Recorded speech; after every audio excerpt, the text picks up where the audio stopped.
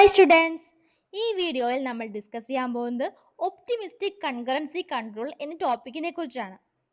അപ്പോൾ നമ്മൾ കഴിഞ്ഞ വീഡിയോകളിലായിട്ട് കൺകറൻസി കൺട്രോൾ എന്ന മെക്കാനിസത്തെ പറ്റി പറഞ്ഞില്ല. അതായത് ഇപ്പം കൺകറൻസി എന്ന് പറയുമ്പോൾ എന്താണ്, അതായത് multiple transaction at A time execute ചെയ്യുന്നത് നമ്മൾ കൺകറൻസി എന്ന് പറയുന്ന. അപ്പോൾ അവിടെ അവർ ഷെയർഡ് ആയിട്ട് ഒബ്ജക്ട്സിനൊക്കെ ഉപയോഗിക്കുമ്പോൾ കോൺഫ്ലിക്ട്സ് ഉണ്ടാകാനുള്ള ചാൻസും വളരെ കൂടുതലാണ്.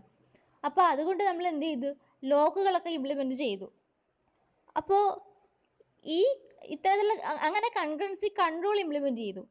അപ്പം കൺകറൻസി ഇതുപോലെ കൺട്രോൾ ചെയ്യാൻ പറ്റുന്ന മറ്റൊരു ടെക്നിക്കാണ് ഒപ്റ്റിമിസ്റ്റിക് കൺകറൻസി കൺട്രോൾ. അപ്പം എന്താണ് ഈ ലോക്കിംഗ് മെക്കാനിസം ഉപയോഗിക്കുന്നതിനുള്ള ഡ്രോബാക്ക്, അതാദ്യം പറഞ്ഞിട്ട് എന്താണ് ഒപ്റ്റിമിസ്റ്റിക് കൺകറൻസി കൺട്രോൾ എന്ന് പറയാം അല്ലേ. അപ്പോൾ ലോക്കിൻ്റെ ഡിഫക്റ്റ് നമ്മൾ അറിയണമല്ലോ. അതായത് ഈ ചില സിസ്റ്റം ഒക്കെ ഉണ്ട്, ആ സിസ്റ്റം ഈ ഷെയർ ഡേറ്റനെ കൺകറൻ്റ് ആയിട്ട് പല ട്രാൻസാക്ഷൻസ് ആക്സസ് ചെയ്യുന്നതെന്നും അലോ ചെയ്യുന്നില്ല. അപ്പം അങ്ങനെയുള്ള സ്ഥലത്തൊക്കെ ഈ ലോക്ക് മെയിൻ്റനൻസ് ചെയ്യേണ്ട ആവശ്യം വല്ലതും ഉണ്ടോ? അതൊരു ഓവർ ഹെഡായിട്ട് നിൽക്കത്തില്ലേ? പിന്നെ ഈ ലോക്കുകളൊക്കെ നമ്മൾ കൂടുതലായിട്ട് ഉപയോഗിക്കുകയാണെങ്കിൽ അവിടെ ഡെഡ് ലോക്ക് ഉണ്ടാകും. പിന്നെ ഡെഡ് ലോക്കിനെ പ്രിവെൻറ്റ് ചെയ്യണം. അങ്ങനെ പ്രിവെൻറ്റ് ചെയ്യുമ്പോൾ കൺകറൻസി കുറയും, ഭയങ്കര പ്രോബ്ലംസ് ഉണ്ടാകും. അതുപോലെ ഈ കാസ്കേഡിങ് ആയിട്ടുള്ള അബോർഡ്സ് അത് അവോയ്ഡ് ചെയ്യാനായിട്ട് ലോക്ക് ഒരുപാട് ഒരു പെർട്ടിക്കുലർ ട്രാൻസാക്ഷൻ സ്റ്റാർട്ട് ചെയ്ത് അത് എൻഡ് ചെയ്യുന്നത് വരെ ലോക്ക് റിലീസ് ചെയ്യാതെ വെച്ചുകൊണ്ടിരിക്കണം ഓരോ ട്രാൻസാക്ഷൻസും. ചിലപ്പോൾ ഓരോ ട്രാൻസാക്ഷൻസും ഒരുപാട് ലെന്തി ആയിട്ട് നിൽക്കുകയും ചെയ്യും ഈ ലോക്കും പിടിച്ചോണ്ട്. അപ്പോൾ ഇതെന്ത് പറ്റും, ഇവിടെയും കൺകറൻസി ഇത് മൂലം കുറയും. അപ്പോൾ കൺകറൻസി കൂട്ടുകയും വേണം, എന്നാൽ ട്രാൻസാക്ഷൻസ് ഒക്കെ ഒരുമിച്ച് അറ്റ് ടൈം സെയിം ഒബ്ജക്ട്സ് ഒക്കെ യൂസ് ചെയ്തിട്ട് വർക്ക് ചെയ്യുമ്പം കോൺഫ്ലിക്റ്റ് ഉണ്ടാകാനും പാടില്ല. അതാണ് നമ്മുടെ ലക്ഷ്യം. അപ്പോൾ അതിനു വേണ്ടി നമുക്ക് ഒപ്റ്റിമിസ്റ്റിക് കൺകറൻസി കൺട്രോൾ മെക്കാനിസം ഉപയോഗിക്കാം. ഈ സ്കീമിനെ ഒപ്റ്റിമിസ്റ്റിക് എന്ന് പറയാൻ കാര്യം എന്നറിയാമോ? കാരണം ഇവിടെ രണ്ട് ട്രാൻസാക്ഷൻസ് പരസ്പരം കോൺഫ്ലിക്റ്റ് ചെയ്യാനുള്ള ചാൻസ് വളരെ കുറവാണ്. ഇവിടെ എന്ന് പറയുമ്പം ഓരോ ട്രാൻസാക്ഷൻസും റിസ്ട്രിക്ഷൻസ് ഇല്ലാതെ പ്രൊസീഡ് ചെയ്യുന്നു. ക്ലോസ് ട്രാൻസാക്ഷൻ എന്ന ഓപ്പറേഷൻ പെർഫോം ചെയ്യുന്നത് വരെ.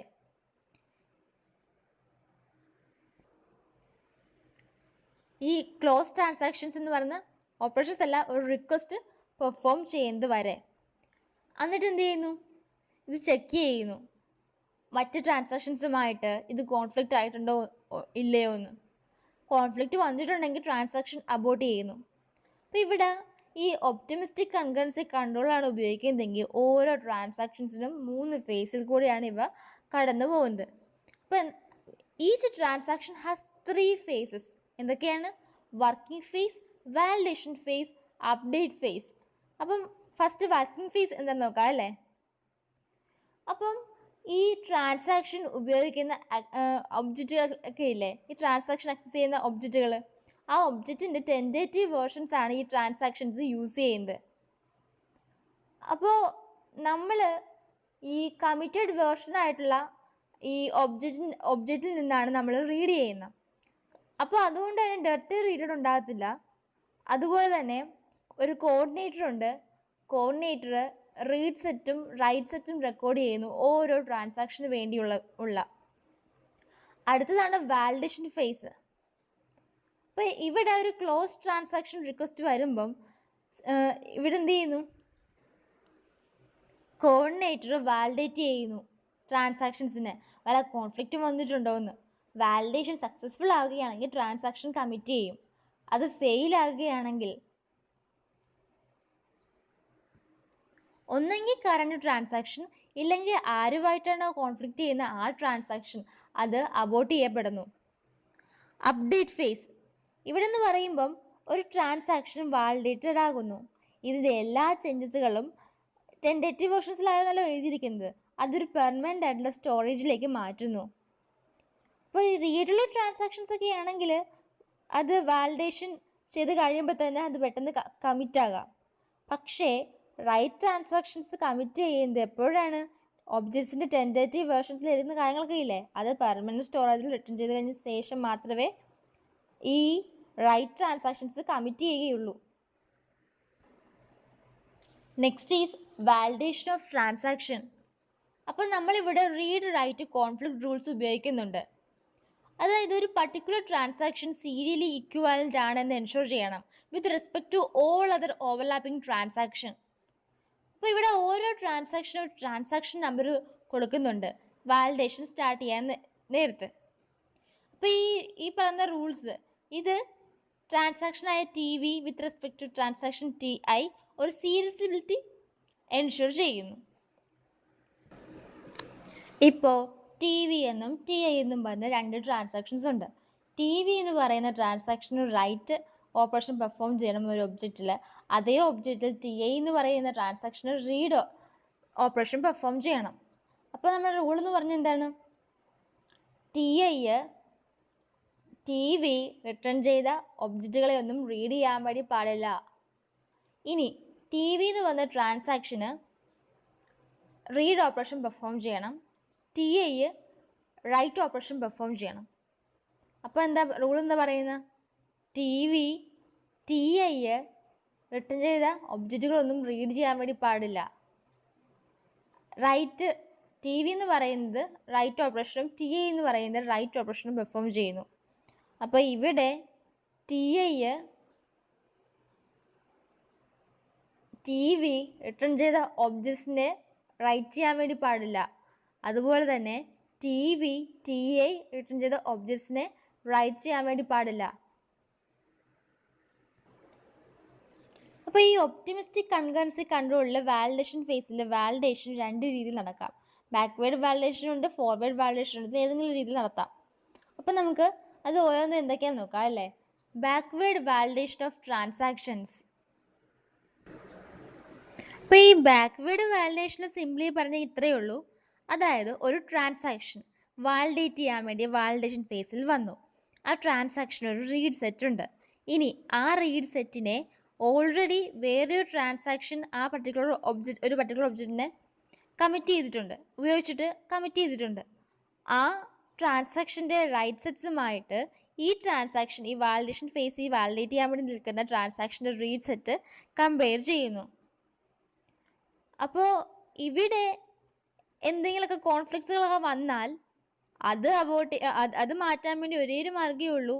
ഇപ്പോൾ ഏതാണോ വാലിഡേഷൻ ഫേസിൽ നിൽക്കുന്ന ട്രാൻസാക്ഷൻ അതിനെ അങ്ങോട്ട് അബോർട്ട് ചെയ്യുക. അപ്പോൾ ഈ ബാക്ക്വേർഡ് വാലിഡേഷനിൽ ട്രാൻസാക്ഷൻസിന് ഒരു റീഡ് ഓപ്പറേഷനൊക്കെയാണ് ഉള്ളതെങ്കിൽ അതൊന്നും ഇങ്ങനെ ചെക്ക് ചെയ്യേണ്ട ആവശ്യമൊന്നുമില്ല. പക്ഷേ ഈ റൈറ്റ് ഓപ്ഷൻസ് ഒക്കെ വരുമ്പോഴാണ് നമ്മൾ ചെക്ക് ചെയ്യേണ്ടി വരുന്നത്. അതാണ് സിംപ്ലി ബാക്ക്വേർഡ് വാലിഡേഷൻ ഓഫ് ട്രാൻസാക്ഷനിൽ ഉള്ളത്. ഇനി ഫോർവേഡ് വാലിഡേഷൻ എങ്ങനെ നോക്കാം. ഇവിടെ ഒരു ട്രാൻസാക്ഷൻ അതിനെ ആക്റ്റീവായിട്ട് നിൽക്കുന്ന വാലിഡേറ്റിംഗ് ട്രാൻസാക്ഷൻസുമായിട്ട് കമ്പയർ ചെയ്യുന്നു. ഇവിടെ നമുക്കൊരു ചോയ്സ് ഉണ്ട്. വാലിഡേറ്റിംഗ് ട്രാൻസാക്ഷൻസിനെ അബോർട്ട് ചെയ്യണോ അല്ലെങ്കിൽ വേറെ എന്തെങ്കിലും മാർഗ്ഗങ്ങൾ ഉപയോഗിച്ച് കോൺഫ്ലിക്റ്റ് റിസോൾവ് ചെയ്യണോ എന്നുള്ള ചോയ്സ് ഉണ്ട്. അതായത് ഇവിടെ എന്ന് പറയുമ്പം ടി വി എന്ന് പറയുന്ന ട്രാൻസാക്ഷൻ അതിൻ്റെ റൈറ്റ് സെറ്റ് അതെന്ന് പറയുന്നത് ബാക്കിയുള്ള ഓവർലാപ്പിംഗ് ആയിട്ട് വരുന്ന മറ്റ് ആക്റ്റീവായിട്ടുള്ള ട്രാൻസാക്ഷൻസ് ഇല്ലേ അതിൻ്റെ റീഡ് സെറ്റ്സുമായിട്ട് കമ്പയർ ചെയ്യുന്നു. റൂൾ 2-ൽ എന്താ പറയുന്നത്? ആക്റ്റീവായിട്ടുള്ള ട്രാൻസാക്ഷൻസ് റൈറ്റ് ചെയ്യുകയില്ല. എപ്പോൾ വരെയാണ്? ടി വി കംപ്ലീറ്റ് ആകുന്നത് വരെ. അപ്പോൾ നമുക്ക് ഇവിടെ ഫോർവേഡ് ആൻഡ് ബാക്ക്വേർഡ് വാലിഡേഷൻ ഒരു കമ്പാരിസൺ നോക്കാം അല്ലേ. Comparison of forward and backward validation. ഇനി conflict, choice of transaction to abort ഇതിൻ്റെ ബേസിലാണെങ്കിൽ ഫോർവേഡ് വാലിഡേഷൻ ഫ്ലെക്സിബിലിറ്റി അലോ ചെയ്യുന്നുണ്ട്. എന്നാൽ ബാക്ക്വേർഡ് വാലിഡേഷൻ എന്ന് പറയുന്നത് എപ്പോഴും ഒരു ചോയ്സ് മാത്രമേ പ്രൊവൈഡ് ചെയ്യുന്നുള്ളൂ. അതായത് ഏതാണോ വാലിഡേറ്റ് ചെയ്യാൻ വേണ്ടി നിൽക്കുന്ന ആ പർട്ടിക്കുലർ ആയിട്ടുള്ള ട്രാൻസാക്ഷനിൽ അതിനെ മാത്രമേ അബോർട്ട് ചെയ്യുകയോ എന്താണ് ചെയ്യാൻ പറ്റത്തുള്ളൂ. ഇനി in general read sets greater than the write sets. ഇതിൻ്റെ കേസ് എങ്ങനെയാണ് പറയുന്നത്? ബാക്ക്വേർഡ് വാലിഡേഷൻ ആണെങ്കിൽ ഇവിടെ ലാർജ് റീഡ് സെറ്റ് കമ്പയർ ചെയ്യുന്നു എന്തുമായിട്ട്? ഓൾഡ് റൈറ്റ് സെറ്റ്സുമായിട്ട്. ഓൾഡ് റൈറ്റ് സെറ്റ്സിനെ റൈറ്റ് ചെയ്യുന്ന ഒരു ഓവർ ഹെഡും ഇവിടെ വരുന്നുണ്ട്. എന്നാൽ ഫോർവേഡ് വാലിഡേഷൻ എന്ന് പറയുമ്പോൾ ഇത് സ്മോൾ റൈറ്റ് സെറ്റ്സിനെയാണ് ചെക്ക് ചെയ്യുന്നത് against the read set of active transactions. ഇത് വാലിഡേഷൻ ഫേസിൽ ന്യൂ ട്രാൻസാക്ഷൻസിനെ ഇത് അലൗ ചെയ്യുന്നു. സ്റ്റാർവേഷൻ എന്ന് പറയുമ്പോൾ എന്താണ്? ഇപ്പം ഒരു ട്രാൻസാക്ഷൻ അബോർട്ട് ചെയ്ത് കഴിഞ്ഞാൽ ക്ലയൻറ്റ് അതിനെ റീസ്റ്റാർട്ട് ചെയ്യേണ്ടി വരുന്നു. പക്ഷെ അപ്പോഴും റീസ്റ്റാർട്ട് ചെയ്യുമ്പോൾ അത് സക്സസ്ഫുള്ളായി വർക്ക് ചെയ്യുമെന്ന് ഒരു ഗ്യാരണ്ടി ഇല്ലല്ലോ. അടുത്ത് നമുക്ക് time stamp ordering concurrency control എന്താണെന്ന് നോക്കാം. ഇത് നമ്മുടെ സിലബസിലില്ല, എങ്കിലും നമുക്ക് ഇതിനെപ്പറ്റി ജസ്റ്റ് എന്താണെന്ന് നോക്കി വെക്കാം. കാരണം ഇതിൻ്റെ ഈ കൺകറൻസി കൺട്രോളുമായി ബന്ധപ്പെട്ട കമ്പാരിസൺ മെത്തേഡിൽ നമ്മൾ ഇതുമായിട്ടാണ് കമ്പയർ ചെയ്യാൻ പോകുന്നത്. അപ്പോൾ time stamp ordering of concurrency control ഇവിടെ എങ്ങനെ ചെയ്യുന്നത്? ട്രാൻസാക്ഷൻസിലുള്ള ഓരോ ഓപ്പറേഷൻസും വാലിഡേറ്റ് ചെയ്യുന്നു. അത് നടക്കുമ്പോൾ ഒരു ഓപ്പറേഷൻ വാലിഡേറ്റ് ചെയ്യാൻ പറ്റിയില്ലെങ്കിൽ ട്രാൻസാക്ഷൻ അബോർട്ട് ചെയ്യുന്നു. ഓരോ ട്രാൻസാക്ഷൻസിനും ഒരു യുണീക്ക് ടൈം സ്റ്റാമ്പ് ഉണ്ട് അത് സ്റ്റാർട്ട് ചെയ്യുമ്പോൾ. അപ്പോൾ ഈ ടൈം സ്റ്റാമ്പ് ഡിഫൈൻ ചെയ്യുന്നു ഈ ട്രാൻസാക്ഷൻ ഈ ടൈം സീക്വൻസിൻ്റെ ഏത് പൊസിഷനിൽ വരുമെന്ന്. അപ്പോൾ ഒരു ട്രാൻസാക്ഷൻസിൽ നിന്നും വരുന്ന റിക്വസ്റ്റ് അത് നമുക്ക് ടൈം സ്റ്റാമ്പിൻ്റെ ബേസിൽ ഓർഡർ ചെയ്യാൻ വേണ്ടി പറ്റും. അപ്പോൾ ബേസിക് ആയിട്ടുള്ള ടൈം സ്റ്റാമ്പ് ഓർഡറിങ് റൂൾ എന്ന് പറയുന്നത് അത് ഓപ്പറേഷൻ കോൺഫ്ലിക്റ്റ് റൂൾസിനെ ബേസ് ചെയ്തിട്ട് തന്നെയാണ്. അതായത് ഒരു ഒബ്ജക്റ്റിനെ റൈറ്റ് ചെയ്യാനുള്ള റിക്വസ്റ്റ് അത് വാലിഡ് ആകുന്നത് എപ്പോഴാണ്? ഒരു ഏർലിയർ ആയിട്ടുള്ള ട്രാൻസാക്ഷൻ ആ ഒബ്ജക്റ്റിനെ ലാസ്റ്റിൽ റീഡ് ചെയ്യുകയും റിട്ടേൺ ചെയ്യുകയും ചെയ്താൽ. അതുപോലെ ഒരു ഒബ്ജക്റ്റിനെ റീഡ് ചെയ്യാനുള്ള റിക്വസ്റ്റ് വാലിഡ് ആകുന്നത് എപ്പോഴാണ്? ഒരു ഏർലിയർ ട്രാൻസാക്ഷൻ ആ പർട്ടിക്കുലർ ഒബ്ജക്റ്റിനെ ലാസ്റ്റ് റിട്ടേൺ ചെയ്താൽ. അപ്പോൾ ഇവിടെ നിന്ന് പറയുമ്പം ഈ റൂൾ അസ്യൂം ചെയ്യുന്നത് ഇപ്പോൾ ആ ഒബ്ജക്റ്റിന് ഒരു വേർഷനേ ഉള്ളതെന്നാണ്. അപ്പോൾ ഈ റൂൾ റിഫൈൻ ചെയ്യാൻ വേണ്ടി നമുക്ക് വേണമെങ്കിൽ ടെൻറ്റേറ്റീവ് വേർഷൻസ് ഉപയോഗിക്കാം. അങ്ങനെ ഈ കൺകറൻ്റ് ആയിട്ടുള്ള to allow concurrent access by transactions to objects, അങ്ങനെ ഈ ഒബ്ജക്ട്സിന് ട്രാൻസാക്ഷൻസിന് ഈ ഒബ്ജക്റ്റിന് ആക്സസ് ചെയ്യാൻ കൺകറൻറ്റ് ആക്സസ് പ്രൊവൈഡ് ചെയ്യാം. അപ്പോൾ നമുക്ക് അടുത്തത് നമുക്ക് comparison between methods for concurrency control എന്ന് നോക്കാം അല്ലേ. പെസിമിസ്റ്റിക് അപ്രോച്ച് ഇവിടെ നിന്ന് പറയുമ്പോൾ ടൈം സ്റ്റാമ്പ് ഓർഡറിങ് ആണെങ്കിൽ സീരിയലൈസേഷൻ ഓർഡർ സ്റ്റാറ്റിക്കലി ഡിസൈഡ് ചെയ്യുന്നു. ലോക്കിംഗ് ഇവിടെ നിന്ന് പറയുമ്പം സീരിയലൈസേഷൻ ഇവിടെ ഡൈനാമിക്കലിയാണ് ഡിസൈഡ് ചെയ്യുന്നത് സീരിയലൈസേഷൻ ഓർഡർ. ടൈം സ്റ്റാമ്പ് ഓർഡറിങ്ങിൻ്റെ കേസിലാണെങ്കിൽ ഇവിടെ റീഡ് റൈറ്റ്സിൻ്റെ കേസിലാണെങ്കിൽ ഇത് ബെറ്റർ ആയിരിക്കും. ലോക്കിംഗ് എന്ന് പറയുന്നത് ഈ റൈറ്റ് റീഡ്സ് ട്രാൻസാക്ഷൻസിനൊക്കെയാണ് ബെറ്റർ. ഇനി അബോർട്ട് ചെയ്യാനുള്ള സ്ട്രാറ്റജിയുടെ ബേസിലാണെങ്കിൽ ടൈം സ്റ്റാമ്പ് ഓർഡറിങ് ഇമ്മീഡിയറ്റ് ആണ്. ലോക്കിംഗ് എന്ന് പറയുന്നത് എന്ന് പറയുമ്പോൾ ഇവിടെ കുറേ നേരം വെയിറ്റ് ചെയ്യും, ഡെഡ് ലോക്ക് ഉണ്ടാകാനുള്ള ചാൻസ് ഉണ്ട്. ഒപ്റ്റിമിസ്റ്റിക് മെത്തേഡ് ഇവിടെ എല്ലാ ട്രാൻസാക്ഷൻസും പ്രൊസീഡ് ചെയ്യുന്നു, പക്ഷേ അത് എൻഡിൽ അബോർട്ട് ചെയ്യേണ്ടി വരും ചിലപ്പോൾ. പിന്നെന്താണ്? അത് ഫ്യൂ കോൺഫ്ലിക്ട്സേ ഉള്ളെങ്കിലും എഫിഷ്യൻ്റ് ആയിട്ട് ഓപ്പറേഷൻ നടക്കും. പക്ഷേ ഈ അബോർട്ട്സ് ഒക്കെ നടക്കുവാണെങ്കിൽ റിപ്പീറ്റിംഗ് ആയിട്ടുള്ള വർക്കിലേക്ക് ഇത് നയിക്കും. അതുപോലെ ഈ എബോവ് മെത്തേഡ്സുകളൊന്നും എപ്പോഴും ആഡിക്വേറ്റ് ആകണമെന്നില്ല. അതായത് ഈ കോഓപ്പറേറ്റീവ് ആയിട്ടുള്ള വർക്കുകളൊക്കെ ആണെങ്കിൽ അവിടെ യൂസർ നോട്ടിഫിക്കേഷൻസ് ആവശ്യമായിട്ട് വരും. അതുപോലെ കോഓപ്പറേറ്റീവ് ആയിട്ടുള്ള കാഡ് അതുപോലത്തെ ആപ്ലിക്കേഷൻസ് ഒക്കെ ഇല്ലേ, ഇതിന് യൂസർ ഇൻവോൾവ്മെൻ്റ് ആവശ്യമായിട്ട് വരും കോൺഫ്ലിക്റ്റ് റിസോൾവ് ചെയ്യാൻ വേണ്ടിയിട്ട്. അപ്പോൾ ഇവിടെ ഈ വീഡിയോയിൽ നമ്മൾ ഒപ്റ്റിമിസ്റ്റിക് കൺകറൻസി കൺട്രോൾ അതുപോലെ തന്നെ comparison methods for concurrency control എന്ന ടോപ്പിക്കുകളെ പറ്റിയാണ് ഡിസ്കസ് ചെയ്തത്. നിങ്ങൾക്ക് ഈ ടോപ്പിക്കിനെ പറ്റി ഒരു ഐഡിയ കിട്ടുമെന്ന് വിശ്വസിക്കുന്നു. Okay, thank you.